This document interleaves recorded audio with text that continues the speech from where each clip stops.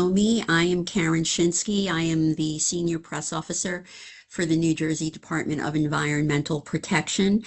And today we have with us David Aki, who is a supervising forest fire warden for the New Jersey Forest Fire Service. David is going to provide some overview about the wildfires that are going on in California. Tragically, at last report, it looks like there have been a couple of losses of life, multiple evacuations.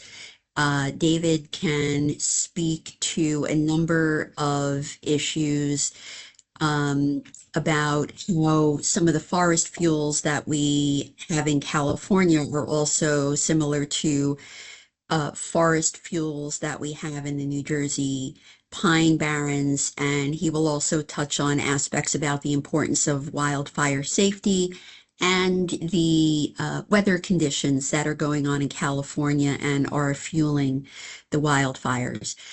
After David's brief presentation, we'll come back and I'll facilitate media Q&A. But for now, I will fade into the background and hand it over to David. Thank you once again, everybody, for taking the time to join us. David? Good afternoon, everybody. Yeah, so just, obviously they're going through some unprecedented event right now in Southern California, in particularly in Los Angeles County, a Santa Ana event with gusts in excess of 100 miles an hour, extremely low relative humidity, and coming off a fairly dry autumn and into the winter months here. So they predicted the event a couple days out. I know looking into some stuff, California had pre-positioned resources from the northern part of the state down to Southern California. But in an event like this, if you don't catch the fire in a relatively short period of time, they're able to grow rapidly. And that's what has occurred in Southern California right now.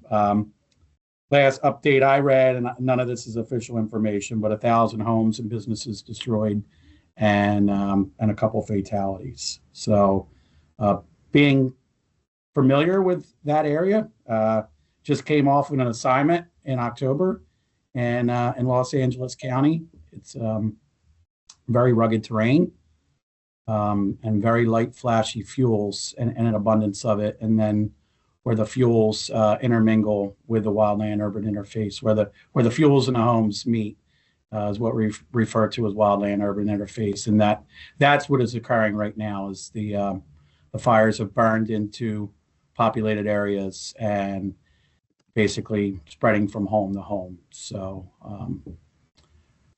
I don't have any up-to-date information on exactly what's going on. I basically have the same information that we're getting from national news, but pretty tragic event and something that most folks in California will probably only see once or twice in their entire careers. So there's I think 3 major wildfires burning right now, all in Los Angeles County. One's about 3,000 acres, the other one's 2,200, and the other one is 500. And none of them have any containment as of the last update via CAL FIRE's website.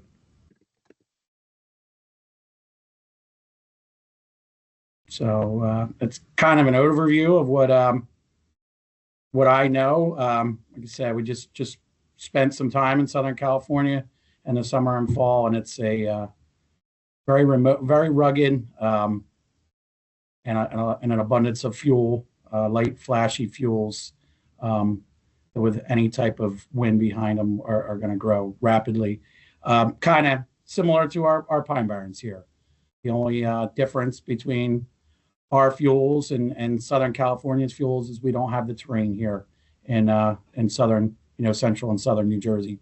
It's relatively flat. Where in California, you're coming out of mountainous terrain. So, but our fuels, the fire behavior and potential is very similar to our pine barrens fuel here in the central and southern New Jersey. I see a hand up. Yes, that's Trish Hartman with ABC6. Please go ahead, Trish. And before we do that, David, was there anything else you wanted to present it for the group, or are you ready to switch to Q&A for the remainder?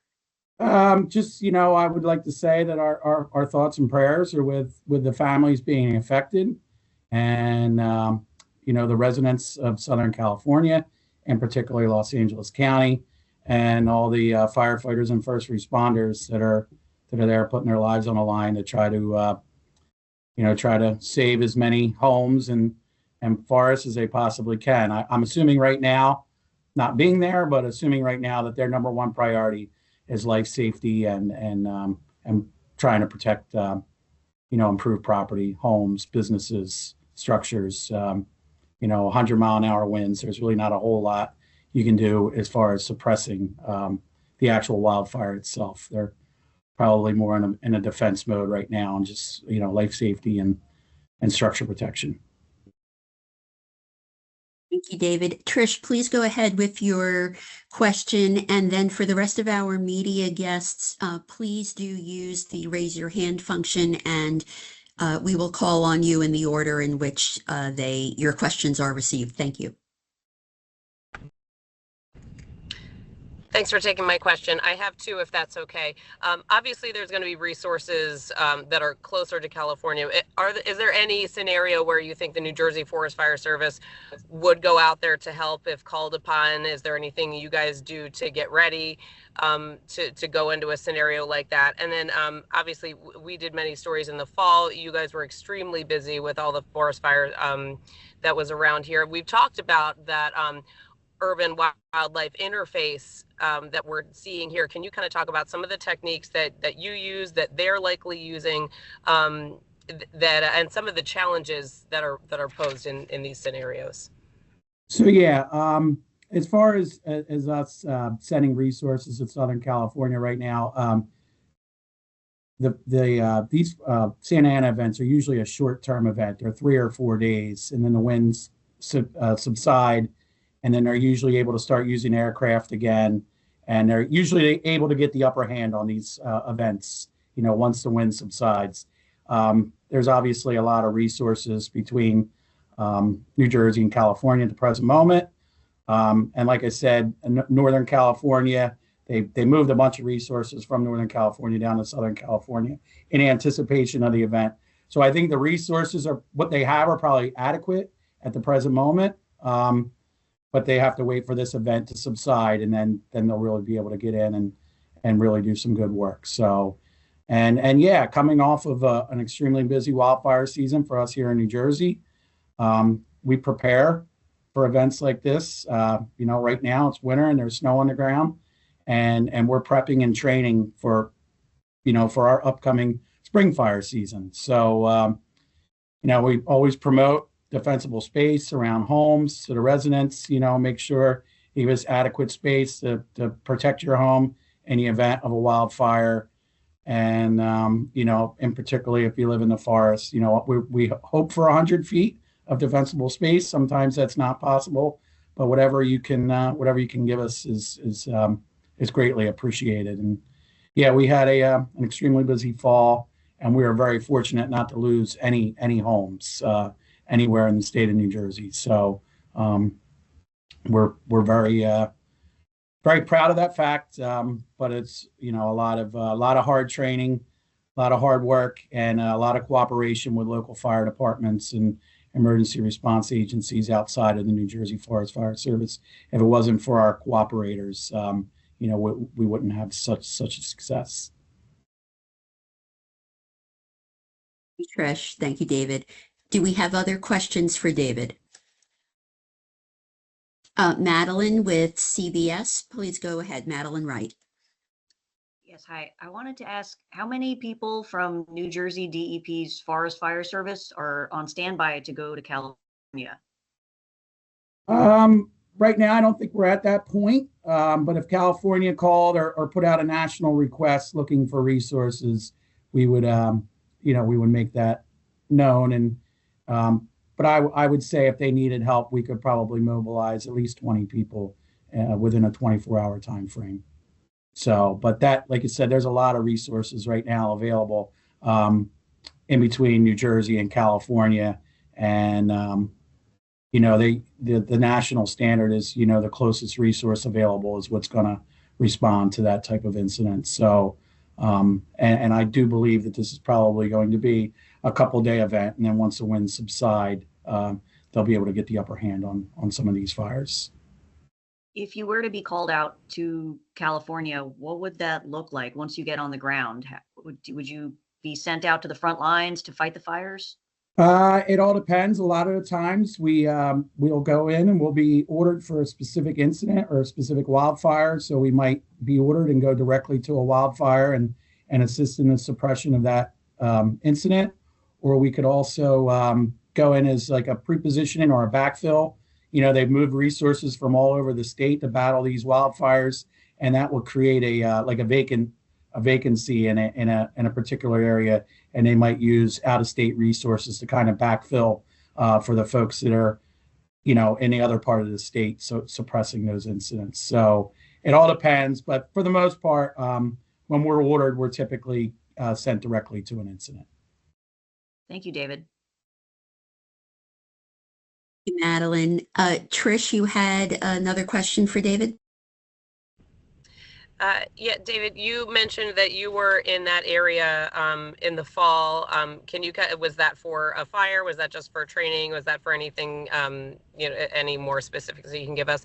And also, if you could give us an idea, just what these firefighters are probably going through. I mean, this is obviously physically and mentally exhausting, and we assume that there's some kind of rotation as they're working around the clock. And you could just kind of give us an idea what it's like to fight a massive blaze like this.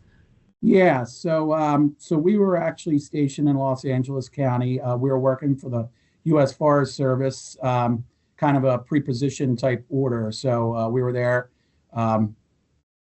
to assist in any type of fire suppression.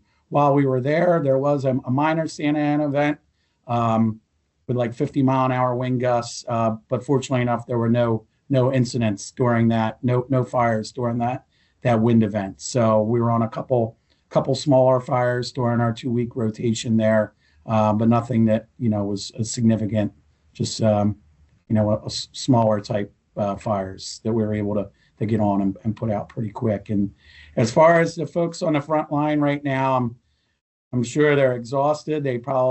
Most of the folks have been probably at it since the fire started. They try to rotate crews out between 16 and 24 hours. 16 kind of being the magic number. But if they have to have folks stay on for 24 hours, they will do that. But yeah, I mean, it's a lot of smoke, a lot of heat, dust, embers, smoke from burning vehicles and smoke from burning homes, all just adding to the stress and then mass evacuations at the same point. So making sure the residents are going to a safe place. That's the primary mission, in an event like this, is making sure that everybody is safe, and then we deal with the structures and the wildland, the forest afterwards. But right now, their main focus is life safety. Other questions? Madeline, do you have a follow-up? No, I'm good. Okay, I saw your hand was raised. Any of our other media guests, do you have questions for David?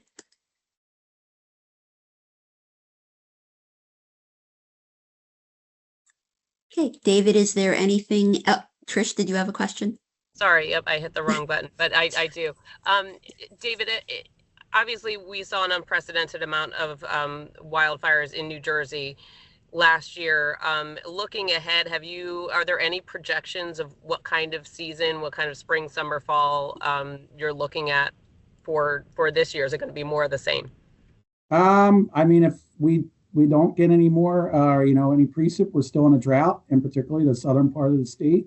The southern 2/3 of the state are are still in severe drought. So if we don't receive significant moisture to reduce that drought, then we could expect an above normal spring fire season. But a lot of that depends on the frequent weather events. So right now it seems like we're in a pattern where we're getting rain every couple days, or now it's snow. If those events occur through spring, then it would probably be more of a normal fire season. If we go through extended periods without any type of precipitation, and then you get a wind event, probably nothing to this severity like's going on in California. But, when we get these big cold fronts to come through in the spring with 35 and 40 mile an hour winds, that obviously creates, an event for us that we need to prepare for. And we would do the same thing that Southern California does. We increase staffing. We'll move resources around the state if depending on where that threat could be. So we're always preparing for it. I said there's snow on the ground right now. We have folks training. We're getting our equipment ready, and that's what we do in the winter months to prepare for spring, summer, and fall. It seems to be the year round, the fire year now, not the fire season. So we're prepared to deal with any type of event year round. Thank you. Other questions from the group?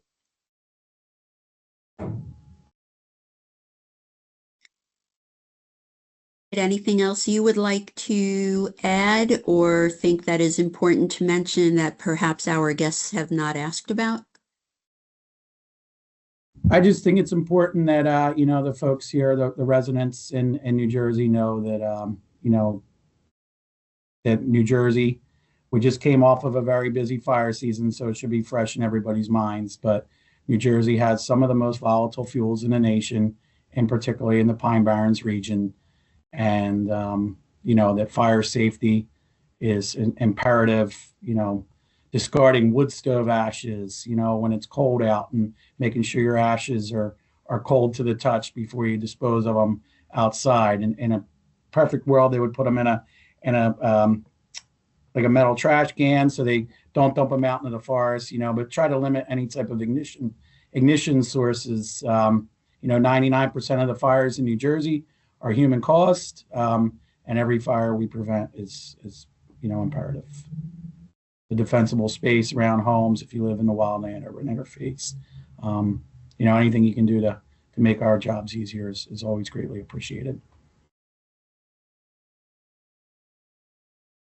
Thank you. One final call for questions from our media partners.